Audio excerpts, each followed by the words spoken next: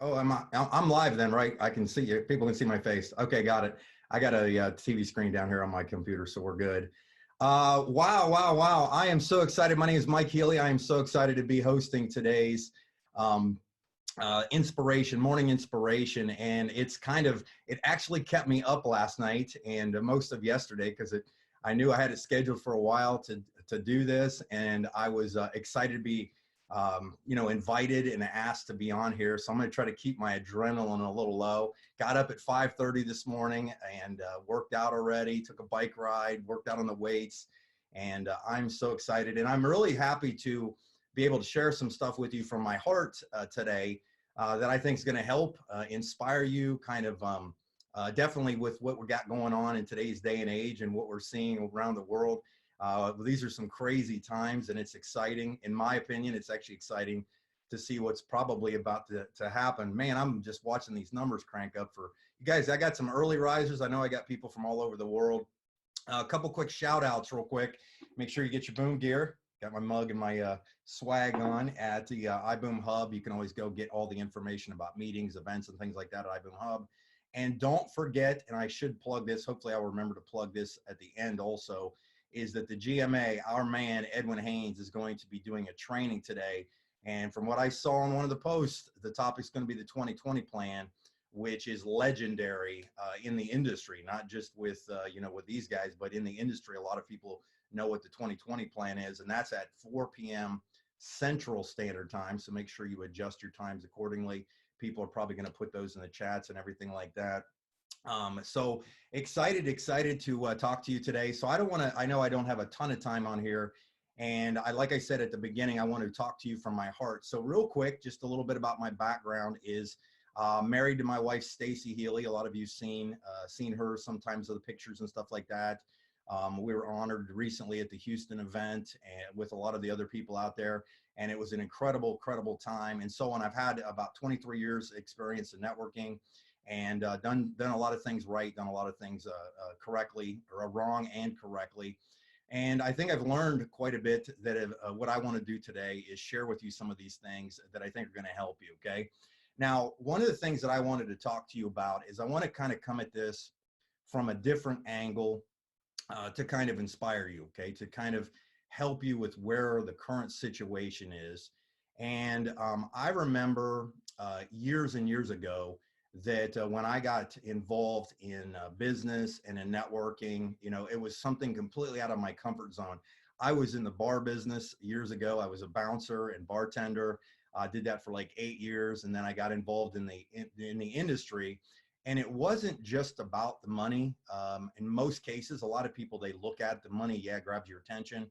But more importantly, it was about the kind of the mentorship that I started to get from some of these people and the things I learned. And kind of the topic I had for today, but I've got some other stuff I'm going to add to it. Kind of the title, if you want to kind of say what I was, is I think that people have to stop chasing money and start chasing mentorship. Stop chasing money and start chasing mentorship, okay? Now, this is not necessarily a training, and I know it's geared around inspiring you, so I'm going to hopefully do that by the end as well. But when I first got involved in this industry, it was scary. It was hard. It was something that was out of my comfort zone. It was something I had to learn new skills on. I had to create new beliefs, new paradigm shifts of the things that were possible and so on. And that was I guess, more or less the hardest thing that I had to overcome was that. And here's what I'm going to tell you is, in most cases, and this is probably everybody is involved in this situation, is you are always going to be in situation that will cause you to fear. Okay, that there's things that will come up, unexpected things that you're not comfortable with overcoming yet. You don't know, the fear, false evidence appearing real kind of thing. And I remember a lot way back when, 23 or plus years ago, I remember one of the first things where I had to address overcoming some fears, one of which was when I was going to regular meetings to learn the business. And I remember that I was a guest basically, and then I joined the business And I was going and I was taking people to the same hotel room every week. And that's how I was building my business. And then I remember the person that was running that event actually moved. They moved out of the state, and the meeting got shut down. And I was so scared at the time, because that was the only way I'd learned to do the business, and I didn't know what to do. And I remember reaching out to somebody and asking them, what I should do. I just ran into a guy that was, doing very well in the company, and I was kind of fearful of the situation. And I said, hey, look, I don't know what to do, and da da da da. And it was so funny. The guy just calmly kind of reached over to me and put his arm on my shoulder, and he said, you know what, Mike, it's okay to go ahead and be the leader. And I just remember that, and I was like, it kind of put me at pause, because I was panicked inside. I was stressed. I didn't know what to do at the time, but it was someone who took the time to mentor me, basically, for a moment. It was almost a momentary mentorship that somebody said that. Another time, I remember another story. I have some of these written down. Hopefully I'll remember them all.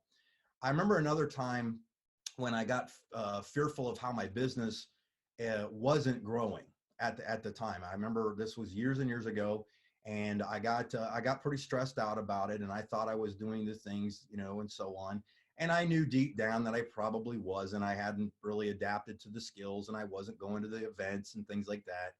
And I got really, I started getting upset. I went from fearful to angry. And I remember approaching, actually, I think it was the top money earner in our company, and he was doing significant amounts of money, like multiple six figures, and he actually went on to make seven figures. Maybe one of the first people to ever do seven figures in a monthly period on a regular basis. And I remember going up to him and telling this as we were kind of walking down the hallway, and I remember him looking at me, and he kind of paused, because he could tell that I was genuine in my concern, right? I was genuine in my concern, and I was afraid, and I was like, look, I don't know if this is going to work. This is the thing. And I just approached him, because I came out of bar business, so I had no filter. And I walked up to him, and I said, look, I'm really kind of considering quitting. I've driven a few places, and some people didn't show up and things like that. And I see you making all this money, and I'm not really making any money. And he looked at me, and he kind of said this. He said, he said, man, Mike, I understand. And he had a worse hillbilly accent than I have. And he looked at me. He says, well, Mike, that's a really good point. And I understand. And I totally, and I could kind of tell he was kind of going somewhere. He's about to kind of lay it out to me. And he looked at me, and he said, Mike, we've known each other a little bit. I've seen you before at some of the events, things like that. And I said, yeah. And he said, well, you got kids, right? And I said, yeah, I got two kids. I got two little kids. And he says, well, you love your kids, right? And I'm like, well, yeah, obviously I love my kids. And, and I'm like, I'm thinking to myself, where's he going with this? And he said, Mike, I understand about the whole quitting thing. He said, here's, I'm going to make it easy on you. I want you, when you get home tonight, after you drive home, it's going to take you how long? I said, about an hour. He says, when you get home, it's going to probably be late, and your kid's probably going to be about ready for bed. He said, I want you to go up there when you're tucking them in. And he said, I want you to have a genuine conversation with your two kids. He said, I want you to look your kids in the face, and you tell them, kids, your daddy's a quitter. and it startled me, because I jumped back, and I'm like, did he just really say that to me? And I was so mad for momentarily. And then he kind of laughed, and he kind of just looked at me. He said, Mike, I know you're not a quitter. He goes, I can tell. I've seen it. I've seen you come to the events. I've seen you go to the trainings.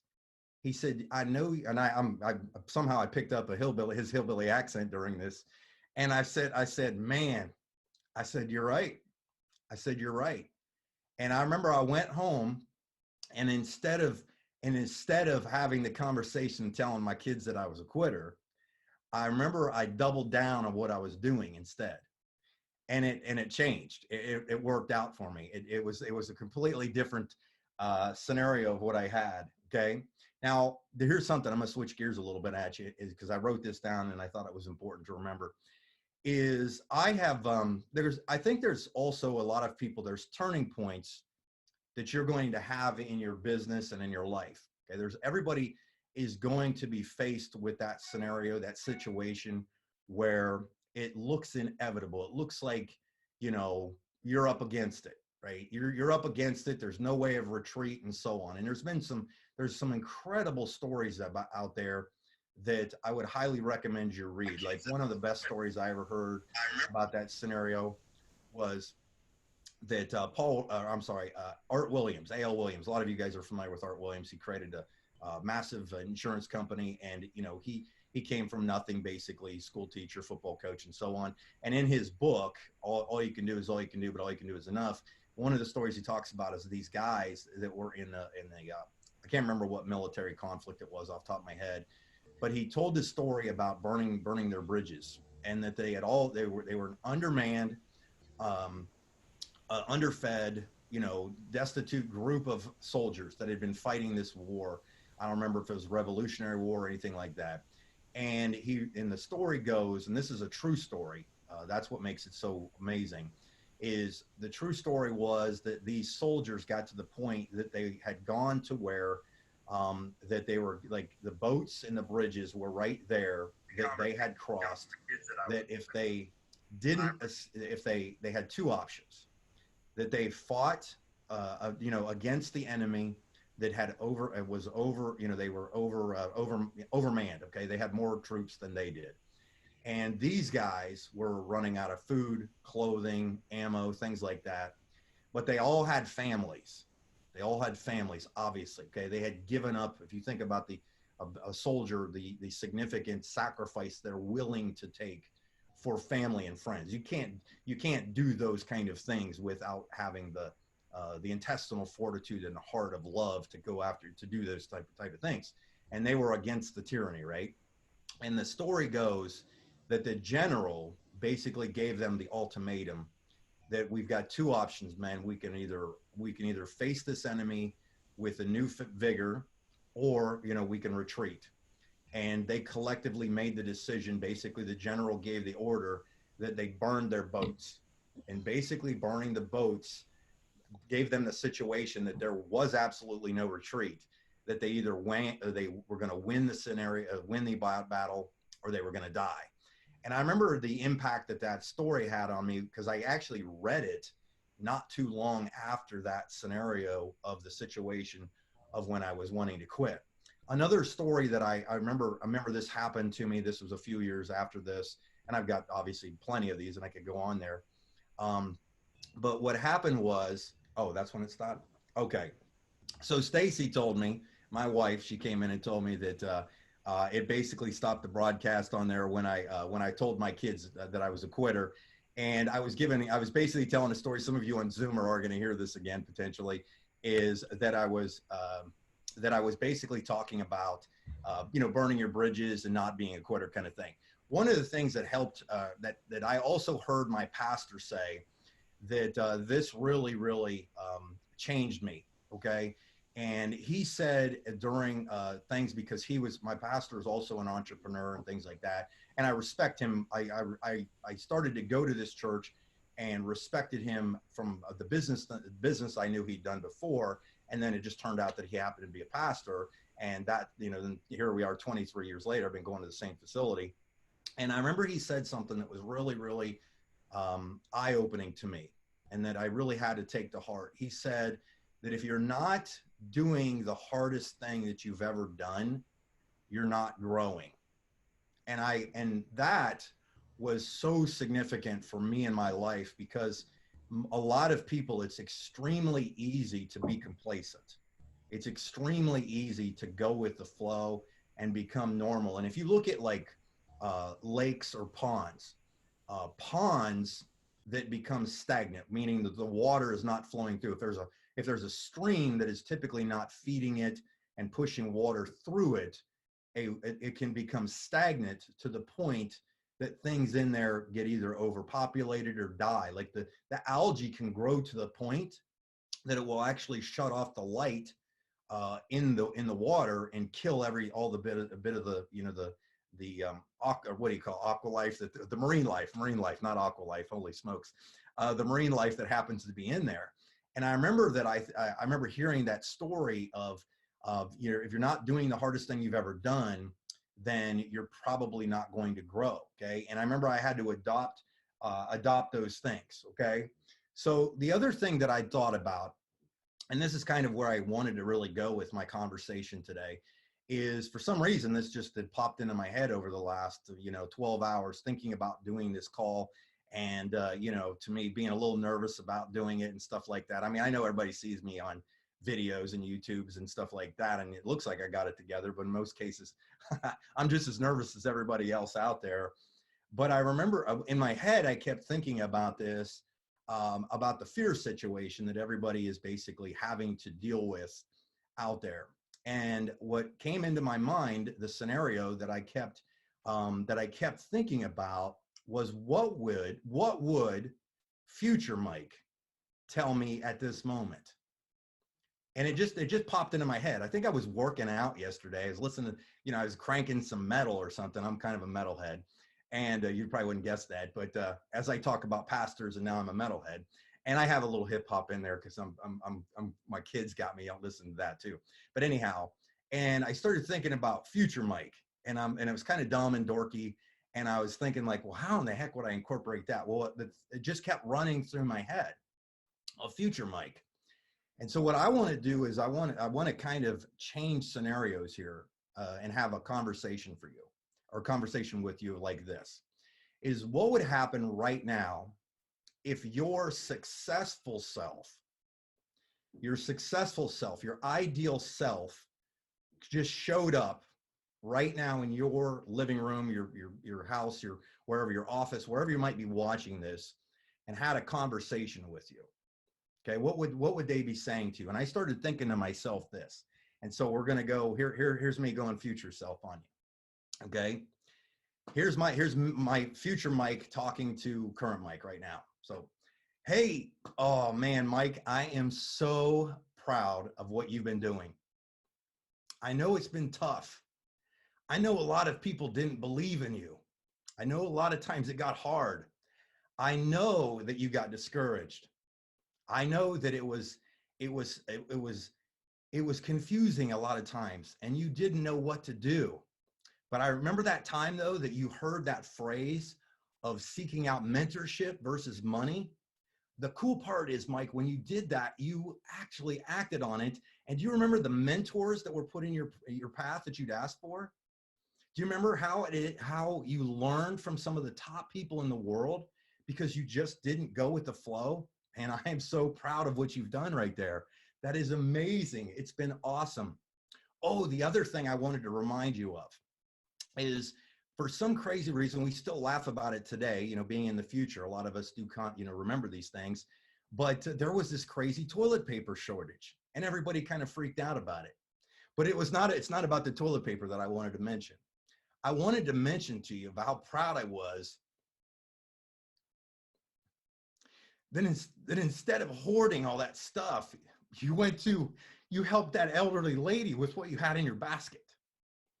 Do you remember when you went to the store because everybody was freaking out about having food and not having food? And then that person in front of you didn't have the money, but you had enough and you paid for theirs. Do you remember that? I'm so proud of you for doing that. Do you remember how you had a lot of friends that were kind of freaking out on social media and getting scared? And instead of jumping into it, you threw out a positive scripture.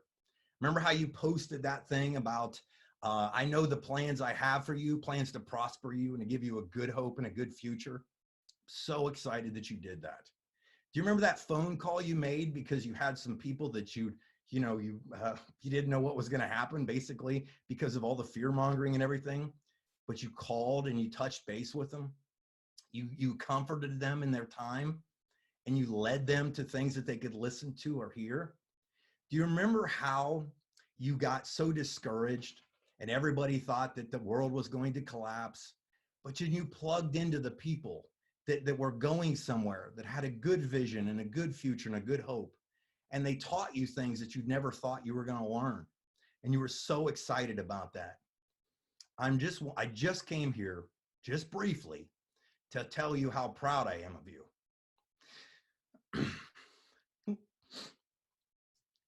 To tell you how excited I am for your future. because you're going to look back at this day. You're going to remember how powerful it was, how it was really not something that you really envisioned, but became better than you could have possibly imagined. Look at everything that you have right now.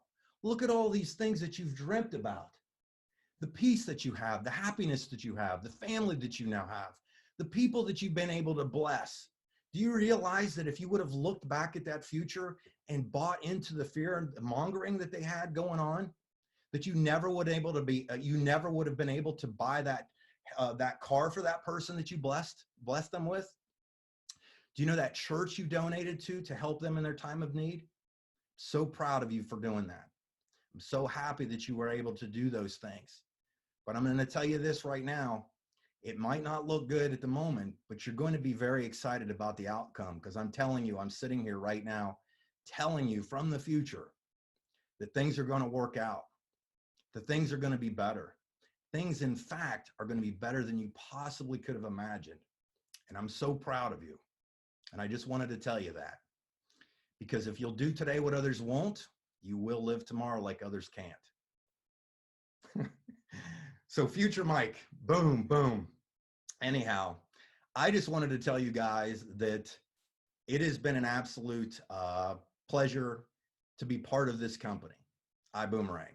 Okay, I haven't even mentioned the company's name since I've been on here, I don't think, because I've learned a long time ago that the biggest turning points for me in my career was not when I learned how to give a presentation necessarily. Obviously, we have to have skills, but it wasn't giving a presentation. It wasn't what website I used, wasn't what system I used, wasn't becoming a social media mogul or anything crazy like that.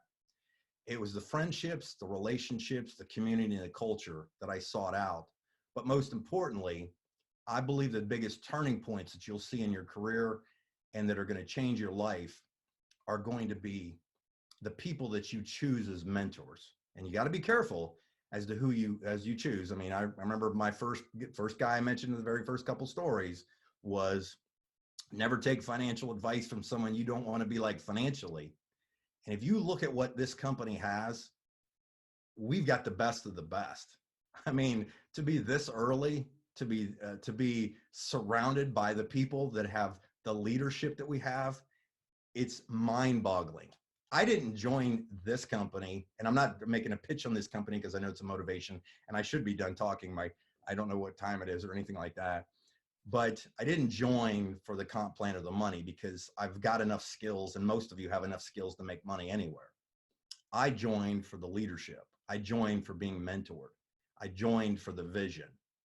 And I know that I'm not the only one that will be able to speak this kind of future into you because of what I've seen. And most importantly, the experiences that I've seen, the mentorship at the highest level, sharing with other people about this and what they're just getting started with. This is going to be, I'm telling you with everything in me, this is everything that we're seeing going on right now is going to be short-lived. It's going to be a massive recovery.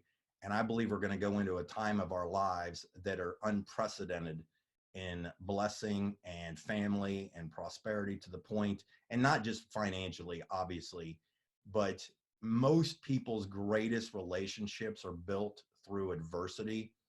Because, you know, if you think about like military and being in foxholes and stuff like that, those relationships are there. When you go through the fire, you remember who went through the fire with you more than anything else. Okay. And I think that if you hold on to those things and you chase the mentorship more than anything else, like to me, I wouldn't really even care if I made money, even though I have, and you know, in this, because of the value of the mentorship that is available to us. And obviously, as the higher your ranking, you get even more deeper stuff, which is mind-boggling. But I just wanted to say thank you so much for joining me this morning. I really appreciate it. Stay plugged in, because there's a purpose to everything that they do. There's a purpose to everything that these guys do. All the diamonds, all of the guys at corporate, everything, they understand where everything's at. Okay.